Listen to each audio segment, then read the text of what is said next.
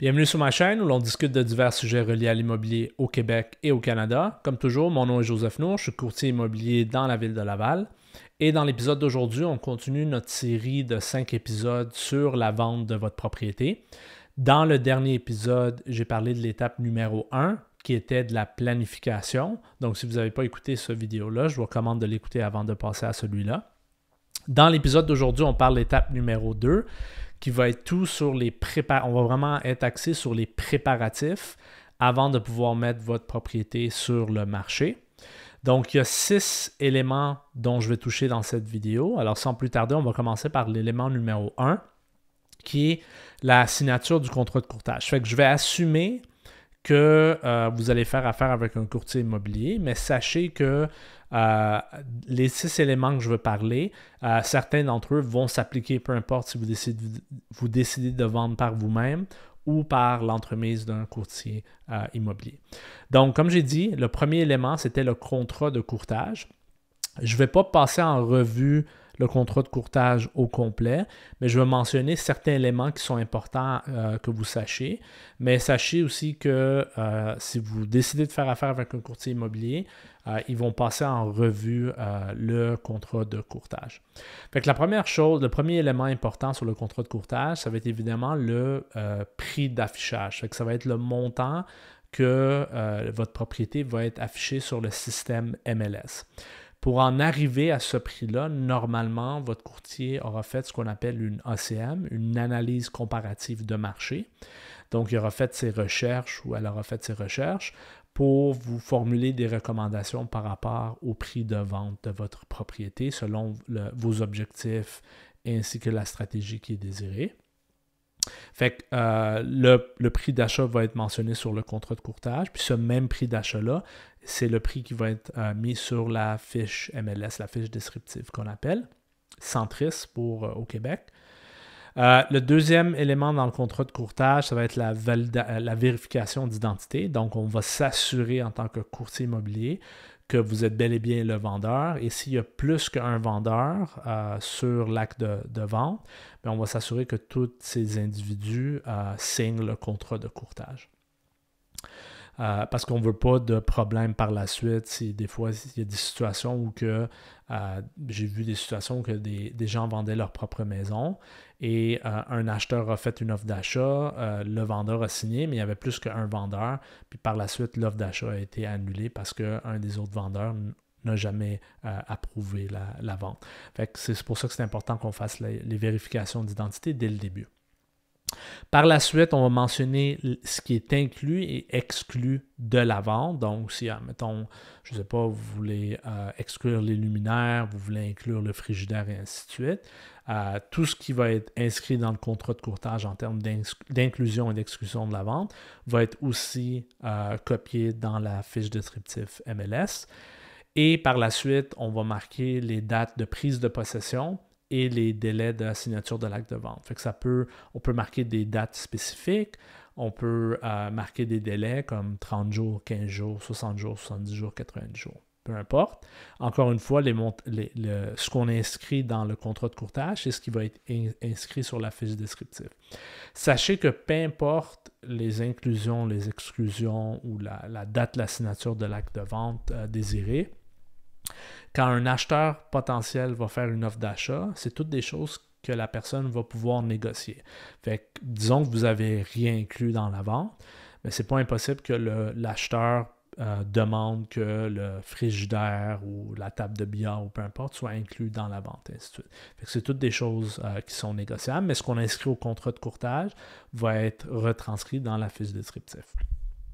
Fait que ça, c'était le premier élément qui était la signature du contrat de courtage. Le deuxième, très important, c'est on va remplir la déclaration du vendeur. Fait que vous, en tant que vendeur, vous allez devoir remplir ce document-là. C'est un document que j'ai parlé dans des épisodes antécédents. Si vous êtes un acheteur, c'est normalement un document qu'on recommande toujours de passer en revue avant de faire une offre d'achat. Dans ce document-là, il y a plein de questions qui sont posées au vendeur. Quand vous avez acheté la propriété, est-ce qu'elle a déjà été louée? Quand est-ce que la toiture a été refaite? Le système de chauffage, est-ce qu'il y a eu des infiltrations d'eau? Est-ce que vous avez eu des fourmis? Peu importe. Donc, c'est toutes des choses qui vont être...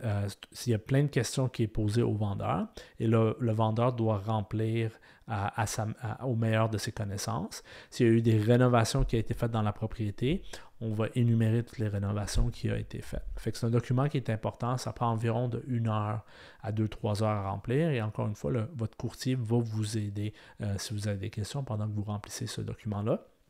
Et sachez que ce document va être mis disponible à n'importe quel acheteur potentiel pour qu'il puisse le consulter.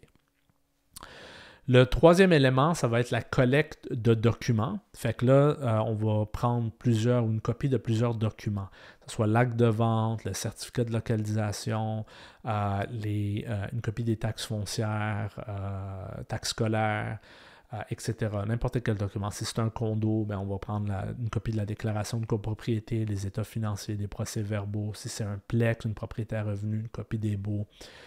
Bref, il y a plusieurs documents qu'on va collecter à cette étape-là. Et par la suite, le quatrième élément, ces mêmes documents-là, on va les passer en revue pour pouvoir s'assurer qu'il n'y a pas d'anomalie ou de problèmes potentiels qui pourraient impacter la vente plus tard. C'est une étape aussi que normalement le notaire va faire, mais parce que l'étape du notaire est vers la fin, on essaye de trouver le plus de problèmes au début pour pouvoir les régler avant que ça devienne une grosse problématique pendant la vente. Donc, ça, c'était l'étape numéro 3 et 4. Fait que donc, la collecte de documents, par la suite, l'analyse de ces documents. OK? Le cinquième élément, c'est on va faire des recommandations par rapport à est-ce qu'il y a des rénovations à faire, est-ce qu'on devrait refaire la peinture ou ainsi de suite. Fait que s'il y a des problèmes graves qui pourraient impacter de façon significative la vente, on va formuler des recommandations. Je ne rentrerai pas trop en détail, ça pourrait peut-être être le sujet d'une autre vidéo future, mais sachez qu'on va vous fournir des recommandations basées sur vos objectifs, le prix de vente que vous voulez obtenir. Des fois, ça peut le type de marché peut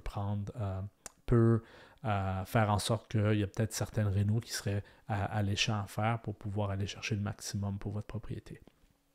Ça, c'était l'étape numéro 5 et l'élément numéro 5. Le dernier élément, numéro 6, ça va être vraiment la préparation de la fiche Centris ou MLS.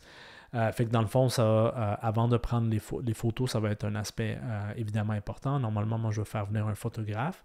Avant de faire venir le photographe, il faut s'assurer que la propriété est bien nettoyée, que s'il y a beaucoup de meubles ou d'accessoires dans la propriété, on veut essayer de vider le plus possible pour que ça paraisse un peu plus gros. Fait que c'est toutes des recommandations. S'il y a du staging qui doit être fait, on va faire ces recommandations.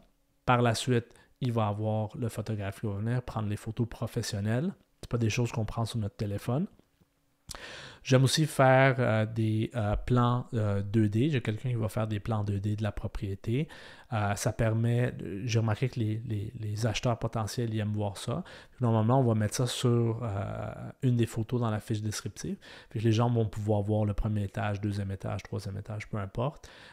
Puis il y aura les mesures sur ce plan 2D-là. C'est quelque chose que les acheteurs aiment beaucoup. Puis au minimum, ça va filtrer ceux qui n'aiment peut-être pas la façon que les pièces sont dessinées dans votre propriété.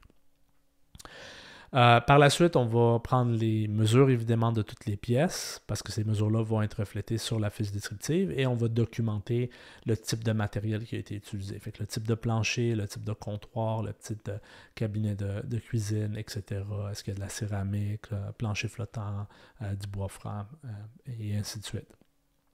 On va aussi écrire une description de la propriété, puis tout ça, ça va apparaître sur la fiche MLS. Fait que ça, c'était les 6 éléments. Fait qu'on va juste résumer rapidement. L'élément numéro 1, c'était la signature du contrat de courtage. Numéro 2, on avait remplir la déclaration du vendeur. Numéro 3, c'était la collecte de plusieurs documents importants pour la vente. Numéro 4, l'analyse de ces documents-là. Par la suite, on va fournir des recommandations par rapport à l'amélioration de votre propriété si on en a besoin. Et numéro 6, ça va être les préparatifs pour la fiche MLS.